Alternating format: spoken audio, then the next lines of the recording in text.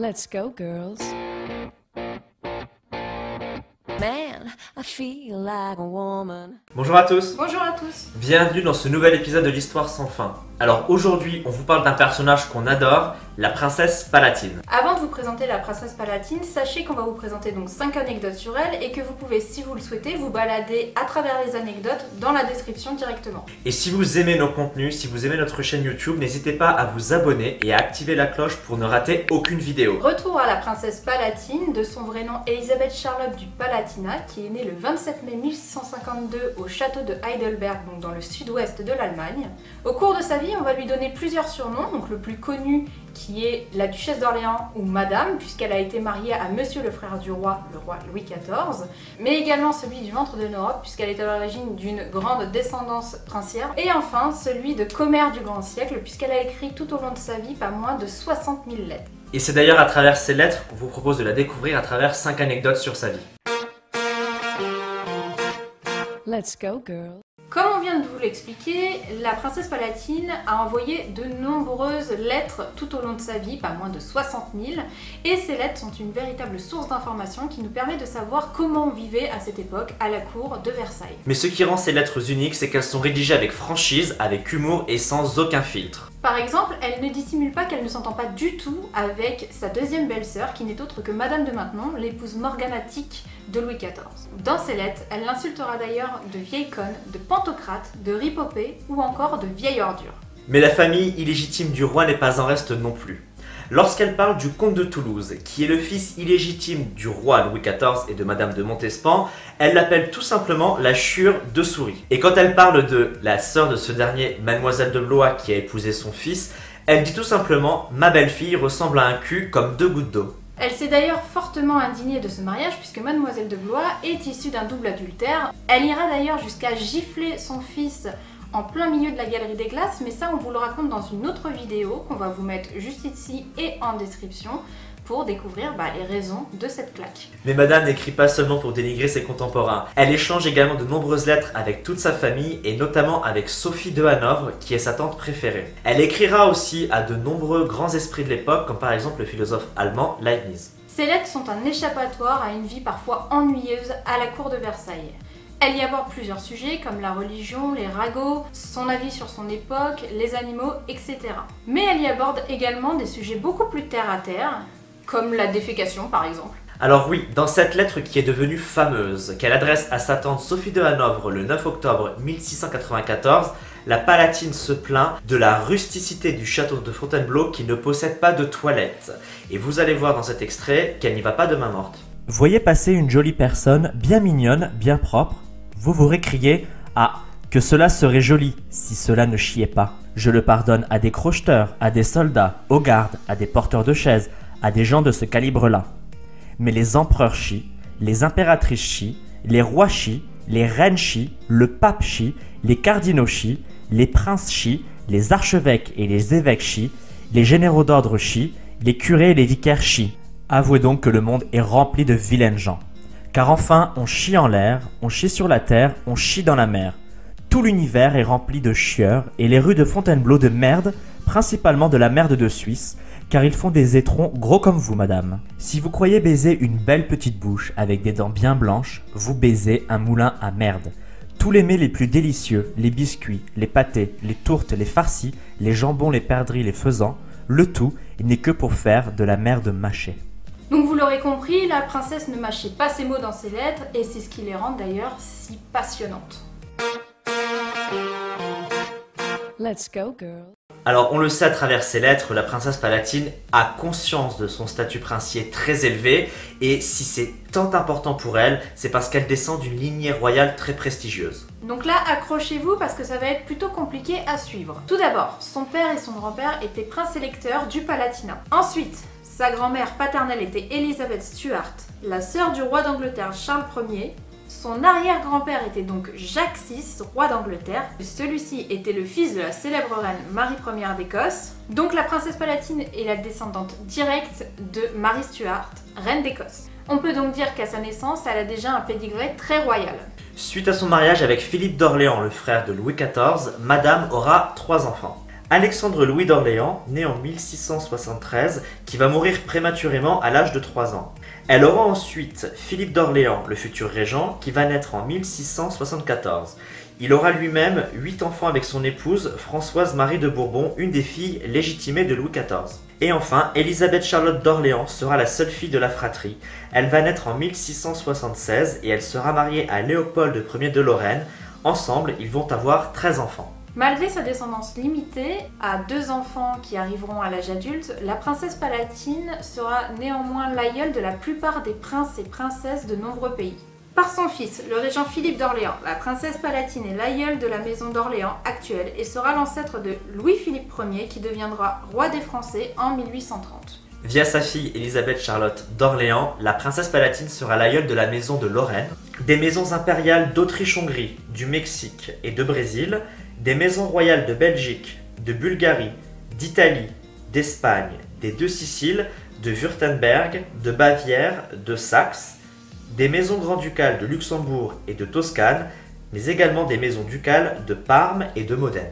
Donc par sa fille, la Palatine sera la grand-mère de François-Étienne, l'empereur du Saint-Empire romain germanique et époux de l'impératrice Marie-Thérèse d'Autriche. Elle sera l'arrière-grand-mère de la reine Marie-Antoinette, des empereurs Joseph II et Léopold II d'Autriche. Elle aura également pour descendante Marie-Louise d'Autriche, la seconde épouse de Napoléon Ier. Aujourd'hui, certains de ses descendants sont encore sur des trônes de pays européens. On peut citer le roi Philippe de Belgique, le roi Philippe VI d'Espagne, le grand-duc Henri de Luxembourg ou encore le prince souverain Hans Adam II de Liechtenstein. Grâce à cette descendance, on comprend mieux pourquoi elle était surnommée le ventre de l'Europe. Let's go, girl. La princesse palatine est une grande gourmande. Elle fera par contre toute sa vie la différence entre la gastronomie de son palatinat et la gastronomie française. Pour elle, c'est simple, tout est meilleur au palatinat et rien n'est bon en France, et elle le dit dans ses lettres. Dans une lettre du 12 septembre 1717, elle exprime sa nostalgie pour les cerises de Heidelberg. Mon Dieu, combien de fois n'ai-je pas mangé des cerises sur la montagne à 5 heures du matin avec un bon morceau de pain. J'étais plus gaie alors que je ne le suis présentement. D'ailleurs, sa gourmandise a commencé dès son enfance lorsqu'elle vivait au château de Heidelberg avec ses parents. Elle le relate d'ailleurs dans une lettre datée du 6 mai 1700. J'avais avalé à peine 3 bouchées, qu'on tire tout d'un coup le canon placé sur la terrasse sous ma fenêtre, car un incendie s'était déclaré en ville. Et moi, de peur d'être surprise en flagrant délit, jette ma serviette avec l'assiette et les choux au lard par la fenêtre. Je n'avais plus rien pour m'essuyer la bouche. J'entends des pas qui montent dans l'escalier de bois. C'était l'électeur Feu Notre Papa, qui venait dans ma chambre pour voir où était l'incendie. Me voyant la bouche et le menton tout gras, il se mit à jurer. « Sacrément, Liselotte, je crois que vous vous graissez le museau. » Je dis « Ce n'est que de la pommade pour mes lèvres gercées. » Papa dit « Mais vous êtes sale. » J'éclatai de rire. La rograve montait aussi et traversa la chambre de mes demoiselles.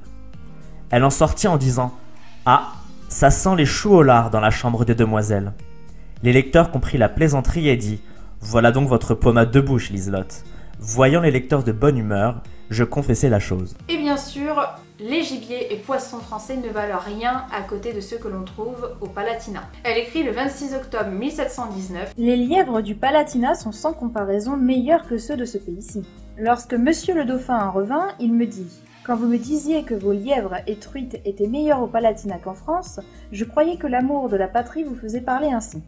Mais depuis que j'ai été au Palatinat, je ne puis plus manger ici ni truite ni lièvre, et je vois que vous aviez raison. » Le chou est bien sûr une des grandes passions culinaires de la Palatine, mais vous vous en doutez, on parle bien des choux allemands et pas des choux français. Voici ce qu'elle dit dans une lettre datée du 10 décembre 1715. « Hier, une bourgeoise de Strasbourg m'a fait cadeau d'un plat de choucroute avec du lard et un canard. Ce n'était pas mauvais, mais c'était des choux français qui ne valent pas de loin nos choux allemands. Ils n'ont pas assez de montant et on ne les avait pas coupés assez menus. C'est qu'ici, on n'a pas les couteaux qu'il faut pour cela. » Côté boisson, c'est la même chose. Elle préfère les bières produites dans son pays natal plutôt que celles qui sont produites en France. En tout cas, c'est ce qu'elle affirme dans une lettre du 14 mars 1697. Ici, on ne peut pas boire de Bittertel. On a de trop mauvaises bières en France. Elle est fade et aigre au point qu'on ne peut la boire. Car dans le temps, j'ai voulu en goûter. Je me souviens fort bien comme j'en buvais à Heidelberg. Vous l'aurez donc compris, la princesse Palatine n'aime pas la gastronomie française et croyez-moi, elle le fait savoir à travers de nombreuses lettres. C'est le cas notamment dans une lettre qu'elle rédige le 24 juillet 1699. Je n'aime pas le lapin. D'ailleurs, je préfère de beaucoup la cuisine anglaise à la française. Je n'ai pu m'y faire. Je ne peux manger d'aucun ragoût, je ne prends ni bouillon ni potage. Je ne mange donc que d'un petit nombre de plats. Du gigot par exemple, du poulet rôti, des rognons de veau, du bœuf et de la salade. Donc toute sa vie, elle a continué à apprécier la gastronomie allemande et à bouder la française. Mais ses goûts culinaires ont quand même eu une influence sur la gastronomie française. Car c'est notamment elle qui a introduit les salades au lard, le boudin, le jambon cru ou encore les crêpes au hareng sort. Let's go, girl. Les animaux de compagnie étaient très présents à Versailles à l'époque. On trouvait des chiens, des chats, des chevaux, des perroquets, bref, des animaux qui apportaient de la vie dans les appartements princiers qui étaient très souvent ennuyants. La princesse Palatine n'est pas en reste car elle voue un véritable culte aux chiens et notamment à ses épagnols qui ne la quittent jamais.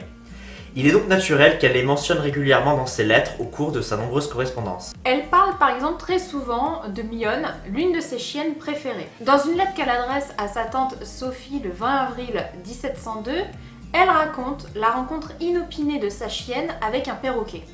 Je voulus savoir ce qu'il savait dire et le fis entrer dans ma chambre. Mes chiens en devinrent jaloux, et une chienne, qui répond au nom de Mionne, se mit à aboyer après lui. Le perroquet se faisait que dire « Donne la patte !» J'aurais voulu que vous vissiez l'étonnement de Mionne quand elle entendit parler l'oiseau. Elle cessa d'aboyer, regarda fixement, d'abord lui, puis moi, et comme il continuait à parler, elle prit peur, se sauve et alla se cacher sous le sofa. Là-dessous, le perroquet rit aux éclats. Quand Mionne décède subitement d'un abcès le 4 mai 1702, la princesse Palatine exprime sa peine dans une lettre à sa tante. Elle me manque partout, au lit, à la promenade. Elle se couchait le matin à la toilette sur mes genoux et s'installait derrière moi sur mon fauteuil quand j'écrivais. Elle était toujours avec moi et la plus jolie bête du monde, le museau trapu et de grands beaux yeux pleins de feu et d'esprit. Malgré son rang et son intransigeance pour le protocole, elle ne fait aucune manière quand cela concerne ses chiens et elle le prouve dans une autre lettre. Madame la princesse était avec moi. Nous causions ensemble, assises sur un canapé. Voilà que Charmille, qui était derrière moi, se met à se plaindre et à se démener, comme elle faisait toujours quand elle voulait être caressée. Madame la princesse me dit « Votre chienne se démène. » Qu'a-t-elle ? Je dis « Elle veut que je la caresse. » Je passe la main derrière moi pour la caresser, et là, la trouve toute mouillée. Elle venait à l'instant de mettre bas ses petits sur ma robe étalée autour de moi. Rarement une princesse aura montré autant de simplicité dans ces circonstances, mais la Palatine aime tellement ses chiens qu'elle leur passe tout. Très souvent, la Palatine parle des chiens comme s'ils étaient des humains. C'est ce qu'elle va faire dans une lettre en mars 1712 après la mort de l'arrière-petit-fils de Louis XIV. Hier, le petit chien de Monsieur le Dauphin m'a fait pleurer. La pauvre bête vint à la tribune de la chapelle et se mit à chercher son maître à l'endroit où elle avait vu s'agenouiller la dernière fois. Elle regardait tout le monde d'un air triste, comme pour nous demander où était passé son maître.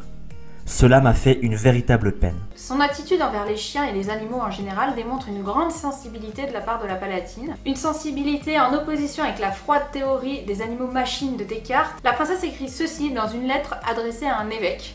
Quand vous êtes jaloux, êtes-vous machine ou homme ? Car après vous, je ne connais rien de plus jaloux que mes chiens. On voit ici que la Palatine est en accord total avec la philosophie de Leibniz qui reconnaît que les animaux ont une âme et des sentiments. Let's go, girl. Outre sa passion pour ses chiens et pour sa correspondance, la Palatine possède de nombreux centres d'intérêt tels que la collection de médailles et de pierres gravées. Grâce à ses nombreuses relations à la cour de Versailles, elle va accumuler la plus grande collection de gemmes de l'Europe de l'époque. Elle explique cela dans une lettre de novembre 1711. Il est vrai que je ne joue jamais, mais le temps ne pèse pas. Je trouve toujours quelque chose à faire dans mon cabinet. J'ai une assez belle suite de médailles en or. Ma tante m'en a d'ailleurs aussi offert d'argent et de bronze. J'ai 2 ou 300 pierres gravées anciennes. J'ai beaucoup de gravures que j'aime beaucoup aussi. J'aime aussi la lecture. Aussi, le temps ne semble jamais long. Qu'il fasse beau ou mauvais, je trouve toujours quelque chose à faire. Bien que toutes les collections qu'elle ait constituées avec tant de passion ne soient pas restées au sein de la famille d'Orléans ni même en France, c'est l'une des rares collections royales de l'Ancien Régime qui soit parfaitement parvenue jusqu'à nous. Elles sont d'ailleurs aujourd'hui conservées au musée de l'Ermitage à Saint-Pétersbourg. Let's go, girl. La princesse Palatine décède à 70 ans le 8 décembre 1722 au château de Saint-Cloud. Elle laisse comme héritage ses 60 000 lettres. Toutes ces lettres ne sont pas parvenues à nous, seulement à peu près 10% sont disponibles et on vous met un lien en description pour toutes les consulter. Si vous voulez en savoir plus sur le mari de la princesse Palatine, Monsieur le frère du roi, sachez que nous avons également fait une vidéo sur lui et on vous met le lien en description ou juste ici ou là. Quelque part par là. En tout cas, on vous remercie d'avoir regardé cette vidéo. N'hésitez pas à la liker et à la partager si vous l'avez appréciée. Nous, on vous donne rendez-vous très vite pour un nouvel épisode de l'Histoire sans fin. À bientôt. À bientôt. Je suis Frida ou papa.